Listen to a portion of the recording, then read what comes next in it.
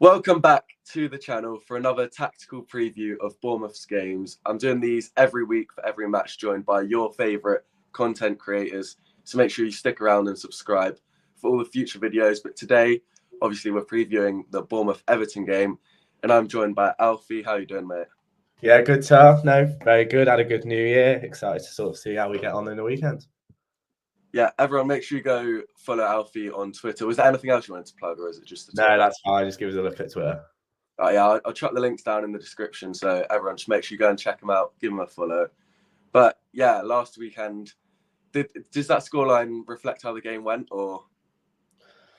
It wasn't a good watch at all, to be honest. I think Forest versus Everton. I was always thinking pre-game, it was always going to be like neither team's going to want the ball.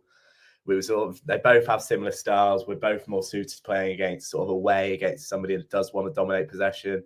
But ultimately, you could really just see how much better they were player-wise individually. If you look through their squad, they've got brilliant attackers. The defense has been incredible. And even with Murillo getting injured in the warm-up and having to sort of go back to a 4 where they were going to play 5, but with Morato coming in, who hasn't played a load of minutes, he's been more of a closer this season. He was really good. I think the front, like Morgan Gibbs White, was just incredible. He was that touch when he took around the Corey for the second goal.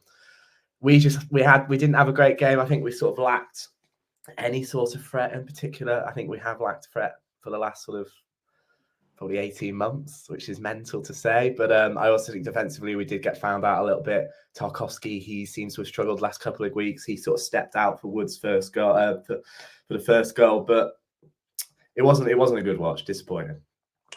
Yeah, I mean, Forest are a good side. So yeah, you can't be that disappointed. But yeah, no. I think the sort of thing you touched on there, we'll get onto later about both teams wanting to be out of possession almost, kind of will be similar this weekend, but we'll get onto that in a bit. Obviously, just quick review of the Bournemouth game. A good day out, I'd say. Last minute equaliser. Can't complain. A draw away at Fulham. They're a good side. They're a side we're going to be competing with for European football. But generally, maybe could have played a bit better, but we won't complain. We'll see how it goes this weekend. But of course, we're going to be looking at how Everton can win or draw. I've said for you, because that's probably more what you're aiming for. No, be very happy with the point. Yeah, I think you would be. Yeah, and then later we'll get on to how Bournemouth can. But the biggest strength of you this season must be your defence, surely.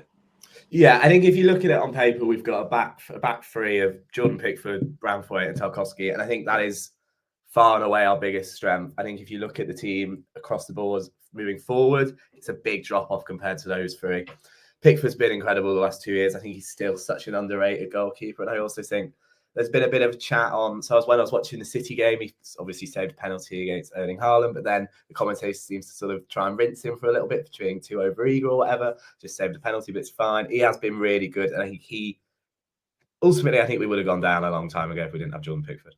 But I also think sort of out of possession, we sort of switched it a little bit. So Branthwaite was injured at the start of the season, and we had Michael Keane next to Branthwaite. Next to Tarkowski, and we were playing more of a 4-4-2 out of possession. And Decore would go quite. We played McNeil in the 10, so he played quite a lot higher next to Calvert-Lewin or next to the 9 that we use. And then the midfield 2 were very stretched, and it didn't really work because also from a sort of defensive standpoint, when we have Branthwaite in, he's a very front-foot defender, so that allows so we can sort of push on the midfield a little bit into space. But without Branthwaite covering that space, we really did struggle. There was so much space in between the lines, and we did really get rinsed apart. And also McNeil, he works hard out wide. I think that is one of his biggest facets. He really does help you out defensively. But putting him in those central areas, it just didn't quite work. He wasn't really sure. I don't think he really understood the role as well. So with Branthwaite coming back in sort of probably the last sort of 8 or 9 games, we sort of switched back to a more of a not sort of a lower block, but we still play quite high. We don't really sit in too much. We do play with relatively high lines, more of a mid block. But we brought Decore back in, who I don't really like as a footballer. I think he's pretty rubbish, but he does his job and he sort of works. So he's got to be in the team because we play a 4-5-1 now, really, and it's sort of with Gay, Decore, and Mangala, very very narrow midfield 3. And sort of the wide players they've sort of switched their role as well. They've really improved on sort of They're tracking back-wise. Iliman and Dye is a fantastic in duels with or without the ball. He always seems to come away with it. And Jesper Lindrum or Jack Harrison, traditional wingers who do work hard on the defence as well. But then we do look incredibly isolated. And we do real struggle to transition from out of that shape. But I think defensively we've been great. Look, we had 3 games on the bounce playing Chelsea, Arsenal, and who was it? City, and didn't concede a goal. Oh, we conceded 1. And we got 3 points. That's not bad at all. But then you go away and then Forest comes to you at home. You can't really transition out of that. So it's kind of, you weigh up the pros and the cons. And I think this is what Dyche gives you. So do you feel like the defence works better against the bigger teams than teams like Forest and Bournemouth? Yeah, I think we're very comfortable sitting in and conceding possession and just sort of shifting across. But does it work against somebody that sort of wants to play on transition, and then so we'll be baited out, and then we're not as set in our shape? So I think that kind of doesn't work. And also fullbacks wise, our fullbacks haven't been great for the last 2 years. I think we've got Vitaly Mykolenko who plays left back, who just isn't really good enough. I think he never looks comfortable on the ball, out of possession. He has at times done really well, sort of against a very noticeable right winger. Sort of last season, he always sort of did well against Bukayo Saka, Mohamed Salah, Cole Palmer. But this season, I think maybe sort of overplayed a little bit because we haven't really had the ability to rotate at all. And also right back, we've got a pair of 39 and a 35-year-olds. So but actually, to his credit, has been very good when he has come in, and he's probably been one of our best players this season. But ultimately, we do struggle on that transition. If they go forward, then they haven't really got the legs to get back. So I think we're very open unless we are just going to go, right, you have the ball, 8% possession, fine. Yeah. I would, because you mentioned the fullbacks being a area of weakness, and I think our strength already our strength is the wingers, because especially like Semenyo has been one of our best players this season, and I think he will really be able to exploit Mykolenko. But even like personnel aside, Iraiola's always like to play through the wings and play wide, and almost never attack down the middle. It's always get the ball out to the wings and then we'll cross it in. So I think, especially in transition, like if we can get those direct attacks, I think that'll be really effective. Sorry? I think that will be really effective, going through that sort of the wider channels, because we do tend to sort of want to bring people. We sort of create the opposition. We sort of try and manipulate the opposition to play through the middle where we have bodies. But if you just don't want to do that at all, we're going to have to adapt, and I don't know how well we'll do that. And then the wingers will have to be even pinned back even more, because especially like you've got the fullbacks, Kirkes, for example, he's going on. We'll have no transitional threat at all, and Calvert-Lewin, as always, will be even more isolated. Yeah. Another area of strength that kind of scares me is your set pieces. I know maybe they were a bit more successful at the start of the season, but still, just talk to me. If we're sort of from a defensive standpoint, Brandpoint and Tarkowski are just incredible. We've got sort of when Arsenal, isn't it? When we played Arsenal a few weeks ago, there was an interview afterwards. It wasn't on Sky. It was with some other. I'm not really sure who it was with, but Brandpoint was at pitch side afterwards, and the reporter was asking like, what did you do how did you plan to counter this sort of strength of Arsenal's? And he said, and he literally went, Dyche has told me to see ball, head ball. And that's what they've done. They've gone and met the ball. They made sure they're aggressive, because you've got to be aggressive with it. You can't. And I think the way they do it, it's the in-swinger in. The defenders, the attackers have got to run, sort of obviously with momentum, but the defenders sort of struggle. And I think you really do watch a lot of it, and you just think, just go meet the ball. Forget about Gabriel or Havertz or Marino blocking people. Just go meet the ball. Put your head on the ball, and you'll have a bigger chance in trying to block and trying to like save something, because the goalkeeper's never going to get it. The corner, the set piece ability in the Premier League this season has been nuts. The deliveries in, I think that's talked about. I think Gary Neville was talking about it on the commentary on maybe the United Newcastle game. He was just like, the deliveries is so much stronger than it was when he was playing, and I think that's so apparent because the goalkeepers can't get anywhere near it. Like United have conceded 2 Olympicos or whatever they're called in 2 weeks. That's nuts. So I think you've got to go. Tarkowski's a big lad. Brandpoint's a big lad. Just get your head on the ball and meet it. From an offensive perspective, I'm not sure if McNeil will be fit on Saturday. He hasn't been fit the last 3 weeks, and I think the lack of him does really, really sort of nullify our threat. I think his deliveries are brilliant, and we sort of tend to whip it far back post and then have a runner come on from the back post to head down.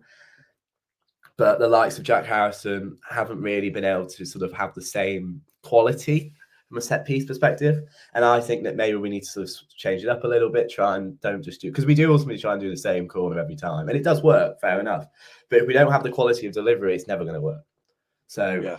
Offensively, we need to, if McNeil comes in, I think it's a big threat. If not, I wouldn't be so worried. To be fair, we haven't been great at defending set pieces this season. Okay. Conceded 6, which is the joint 5th in the league. We conceded 2 headers to Fulham at the weekend. One of them was from a corner. We conceded a set piece to you earlier this season. We've conceded twice from throw-ins. I don't know, is that a strength of yours or not? It's not really a plan thing, no. We don't really have somebody that's going to launch it into the area. Yeah, but yeah, we seem to have a slight weakness there, which is weird because we have 2 like absolutely massive centre backs, and it's weird because we're really good at attacking set pieces. We're joint 3rd with 7 goals from set piece in the league. You've got 6, so just slightly outdoing you there. I think recently Dean Howson has starting games, and he's just absolutely, like, I think 6'5", absolutely massive. He's scored 2 already against Spurs, against United. Dango Ouattara is really good at jumping, weirdly. He can just jump really high. But also like tactical set pieces as well, like not just headers. Don't know if you remember that Ryan Christie goal versus Arsenal where like we play it short and then we play it back to him on the edge of the box. He comes onto that. Similar goal, Clivert against Brentford, again, like a well-worked, I don't know what you call it, like tactical corner. I don't know what the specific term is, but yeah, I think that we could have some joy in the attacking set pieces as well, potentially more the latter there. Maybe not putting the ball into the box when you've got Brentford and Tarkowski, but yeah, that could really be a strength. The other area of concern I have for this game is, like you said earlier, like we might have to have possession, which we don't really like to do. Like for a start, we struggle in games with possession because our big thing is like direct attacks. Yeah. Getting that ball and just going straight at goal. And obviously, like you can't do that if you've got possession and you're slowing things down. We also really thrive on not having the ball. Like our big thing is we have a high press and then we take the ball off you in the final third. But like if you don't have the ball, we can't do that. And that's why like we've beaten Spurs, City, Arsenal, United this season, because we do really well when the other team has the ball and when the other team wants to build up, we can really disrupt that. But if you're sort of playing a similar style to us, I know we don't play the same style, but you know what I mean? It doesn't really work. I also think that your counter pressing won't be as effective just because we won't play. We will just play along. We'll look to target that Calvert-Lewin ball and try and get flips on him or runners round him. So I think from your out of possession play, you might, because you're at home, you can't concede. You are going to dominate the ball. You're at home, and ultimately you're the better team. So I think you're going to have to sort of somehow adapt slightly. And I think you'll be, you've got very good players. I think you've just got to sort of. How have you faced? What's the results been like when you've sort of come up against sort of an Ipswich or somebody like that? How have you found, or West Ham or somebody? Well, yeah, so Ipswich, we played shit for the whole game, and then last 5 minutes we scored 2 to turn it around and win 2-1. West Ham, again, both teams played shit the whole game, and then we both scored in the last 5 minutes. It was 1-1. The big example I was going to bring up, but you've brought up 2 good examples there. I was going to say we played Palace on Boxing Day. And it was 0-0, and like neither side really created anything. We particularly struggled with like crossing, not really having any joy. I'm a bit scared for this one. I could see, I know you've had a lot of 0-0s. I'm a bit scared that it could be another one. No, I'd be very happy with that. Don't worry. Well, let's move on to some positives for Bournemouth, because it's all good being negative, but we are the better team, and you've struggled this season. Particularly, you talk about Dwight McNeil. Is there a reliance on him, and if he's not going to be in the team? Yeah, so I think this all comes down from our inability when we get the ball, we don't look like we've ever actually trained with the ball. There's no like sort of set plays, or there's no sort of phases of possession. It is just sort of right. Okay, go on then, let's go. Shit, I've got a ball now. Let's go attack. So we'll give it to sort of midfield. Iliman and Dye and Dwight McNeil are our main progressors.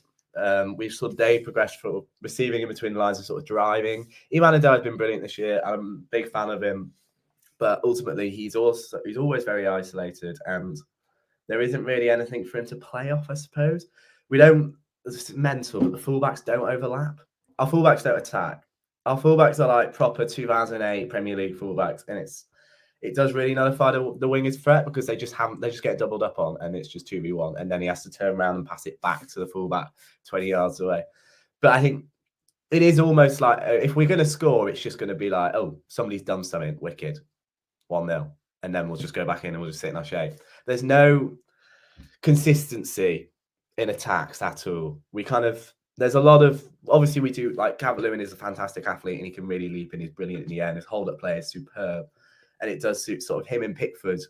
Him and Pickford probably pass the ball to each other probably the most, which is mental. But I think without Dwight McNeil, we sort of have... Dwight McNeil's very good. He's a very talented player.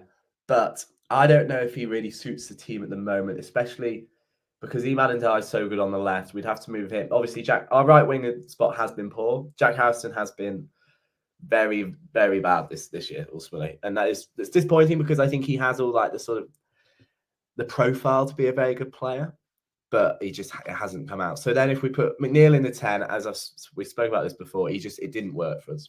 The out possession it's not worth it at all. Even if he did create a lot, I think before he came out of the team because of injury, he was sort of leading for chance creation in the league, which is very impressive, of course, but out possession just didn't really work. He didn't really have sort of the tactical nuance to play that role.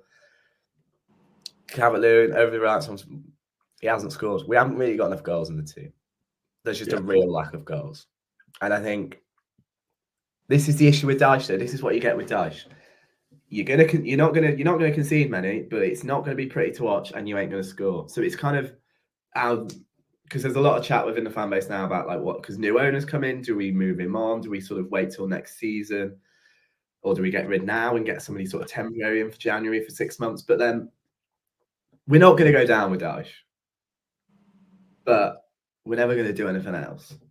And it's what we want. Do we want to survive and sort of struggle on this, or do we want to kick on? But over-reliance on there is just no sort of plan. It's just sort of give the ball to somebody and try and just sort of fingers crossed. Hopefully they do something. Yeah, I do think you should keep Dyche at least till the end of the season, just for. I think that'll be the plan. Anything, but yeah. Is that linked to what you're talking about there to the lack of progression? Yeah. So obviously, we don't play out really particularly from the back, and it is, and I don't mind this at all. I also think there's a real yearn from every football fan at the moment for everybody's play a 3-2-5 with inverted fullbacks, and it'll be amazing and really pretty. But I also think that's boring. Everybody's doing it. And if you know what, if we're going to come up here and we play a 4-5-1 and we'll flick it onto Calvert-Lewin, I think that's great. If it works, it's not really working. So I don't have any issues with the style of play. And there is a lack of progression in open play. But also, you could also argue that Jordan Pickford clipping it 60 yards, it takes about 3 seconds to progress 60 yards, is actually really good. Yeah. But it doesn't quite work because we don't have the wingers around him, and Calvert-Lewin is just so isolated. So I think we do go on. For a while, that was like us with Dom Solanke. Yeah. Like we would play those long balls and it'd be great because he could hold it up, and then like it just wouldn't go anywhere. Yeah. You've got to it's got to be. We've got half a plan at the moment. We now need a full plan, but that's never going to happen. Dyche is very stubborn when he sort of does what his things do.